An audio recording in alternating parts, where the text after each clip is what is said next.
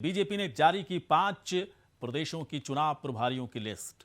धर्मेंद्र प्रधान को बनाया गया है यूपी चुनाव प्रभारी। तो 5 जहां पर अगले साल चुनाव होना है वहां के लिए बीजेपी ने अपने चुनाव प्रभारियों का ऐलान कर दिया है। धर्मेंद्र प्रधान को यूपी चुनाव का प्रभारी बनाया गया है। अर्जुन राम मेघवाल को यूपी का सह प्रभारी बनाया गया है। प्रहलाद जोशी को उत्तराखंड का चुनाव प्रभारी बनाया गया है।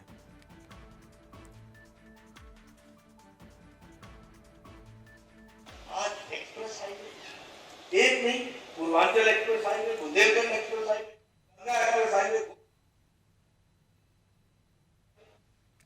तो देखिए कहा धर्मेंद्र प्रधान को यूपी का प्रभारी, चुनावी राज्यों में बीजेपी के चुनावी प्रभारी का ऐलान कर दिया गया है।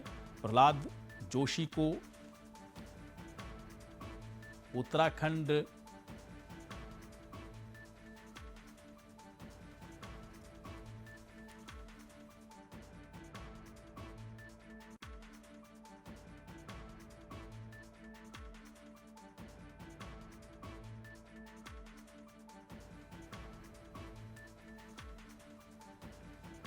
तो बीजेपी जहां जहां चुनाव होना है वहां के चुनाव प्रभारियों का ऐलान कर दिया गया है।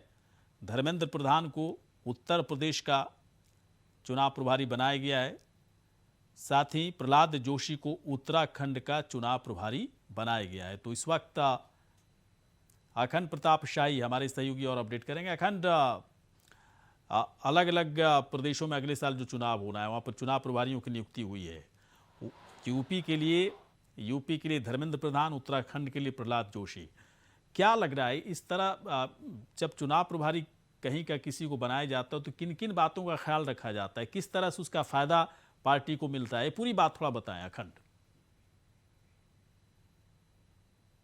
देखिए गौरीशंकर, आज उत्तर प्रदेश के प्रभारी के तौर पर नियुक्ति की गई है और ये प्रभारी के तौर पर नियुक्ति की गई है। केंद्रीय मंत्री हैं धर्मेंद्र प्रधान, उनकी नियुक्ति की गई है।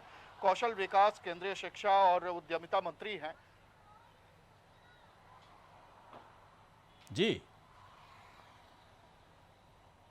आवाज आ रही है आपकी, बोलिए। जी, तो धर्मेंद्र प्रधान को प्रभारी बनाया गया है। चुनाव 2022 के चुनावों के मद्देनजर इनको उत्तर प्रदेश का प्रभारी बनाया गया है। इसके अलावा 6 सह प्रभारी भी बनाए गए हैं।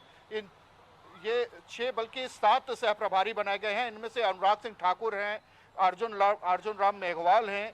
ये केंद्रीय मंत्रियों की सूची है जिसमें केंद्रीय शिक्षा राज्य मंत्री हैं अन्नपूर्णा देवी, और इसके अलावा शोभा करंदलाजे हैं, ये भी केंद्रीय कृषि और किसान कल्याण राज्य मंत्री हैं।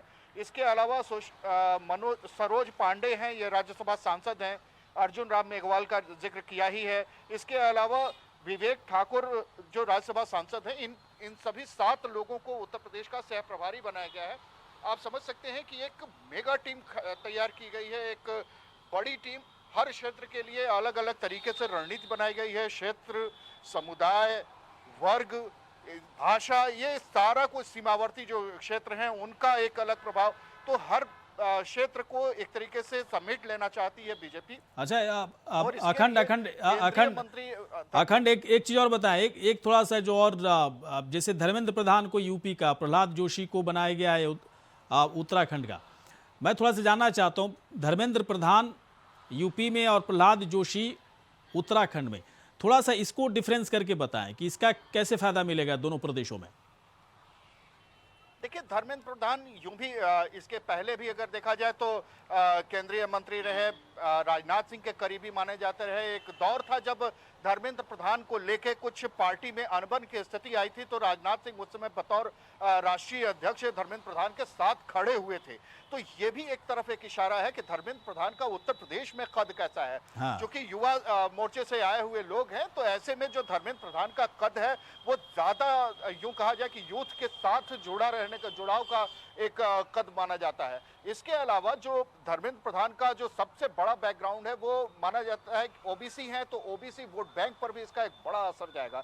तो कई चीजें एक साथ जुड़ के धर्मेंद्र प्रधान को उत्तर प्रदेश के बाबत अगर बात करें तो बेहद अहम बना देती हैं। और ऐसे समय में जब ओबीसी को सभी पार्टियां फोकस कर रही हैं, ओबीसी को बिल्कुल। फोकस करते हुए तमाम बीजेपी ने तमाम जो जातियां थी उनको भी ओबीसी में शामिल करने की बात कही है, तो इसको लेके भी एक तरफ एक मैसेज देने की कवायद है। शायद बीजेपी इस तरीके पे भी एक ध्यान रखना चाहती है, भले ही वो चाल चरित्र चेहरे की बात करती हो, लेकिन वो जानती है चुनाव जीतने के लिए कुछ बहुत बुनियादी चीजें हैं जो उत्तर प्रदेश और बिहार में खासतौर पे एक जैसी ही स्थितियां पैदा करते हैं, और उनमें जो जातीय वोट बैंक है, जातीय जनाधार है, वो बहुत बड़ा किरदार निभाता है जब चुनाव आते हैं और जब सत्ता हासिल करनी होती है।